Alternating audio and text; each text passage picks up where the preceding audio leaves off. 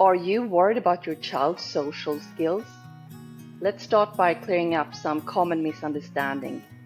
Having social skills does not mean being the most popular person, or loud and talkative, or even the most outgoing child in the room. The truth is that social skills is about learning how to connect, share, listen, and building healthy relationships while being your unique self. Welcome to Takes a Village. My name is Gunilla Bengtsson. I've been a primary school teacher for over 20 years. And in this episode, we'll explore what social skills really are, why they're so important, and what you can do as a parent to support your child developing social skills. So, first of all, let's understand what we mean by social skills. To put it simply, social skills are ways we interact with people so that we can get along, communicate, and most importantly, build healthy relationships. We can think of them as tools that you carry with yourself to help you connect with others.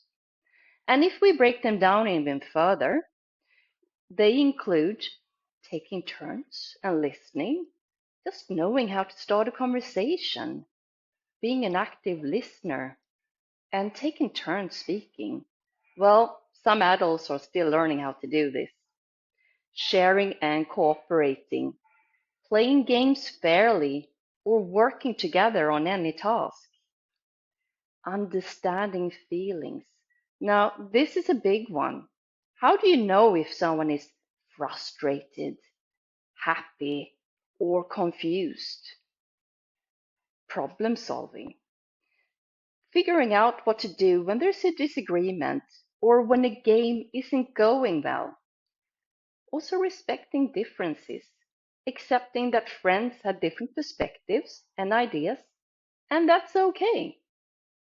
So, in short, social skills are about how we connect with others while being ourselves. We're not saying that children have to behave in the same way or fit into a mold. Every child is unique, and it's important to honor their individuality. We want children to feel confident being themselves while having healthy relationships. So, why do social skills matter so much at schools? Well, think about this typical school day. Social skills are necessary everywhere. In the classroom, there's a lot of collaboration and group work happening. At break times, they're practicing making friends, playing games fairly, and taking turns. In fact, every small moment, they need to help each other and be together. Teachers spend a lot of time nurturing social skills. They might put kids together in groups where they have to work with different personalities, and they guide them through making decisions by perhaps demanding that kids come to consensus, and they have to discuss decisions from many different perspectives. Social skills grow over time. They don't happen overnight. They develop gradually. It's like learning how to read or how to ride a bike. Toddlers are mainly learning how to take turns and sharing. And primary school kids are figuring out how to work in teams, fairness, and how to make friends. Now, these are big concepts. And when they become teenagers, they're learning how to deal with peer pressure, what empathy is all about, and think from multiple perspectives. So here are some things you can do to support your child developing social skills. First of all, be a role model. Pay attention to how you interact with people around you. Make sure that you show what it looks like to be friendly and polite and a good communicator. Talk about everyday emotions. For example, say things like, I noticed how your sister is feeling irritated because she's crossing her arms and she's frowning. Engage in role play. As a matter of fact, this is a great way for your children to develop social skills as they take on another personality.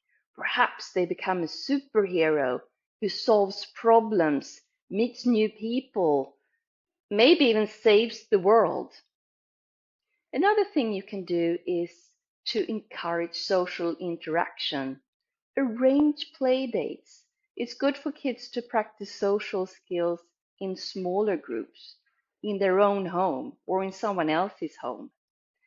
Encourage clubs, sports, or maybe art activities where children naturally are working in teams.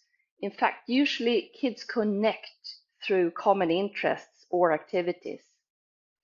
Develop emotional literacy.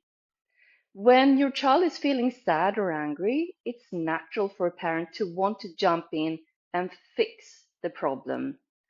But it's a much better idea to be a good listener and guide your children through the situation.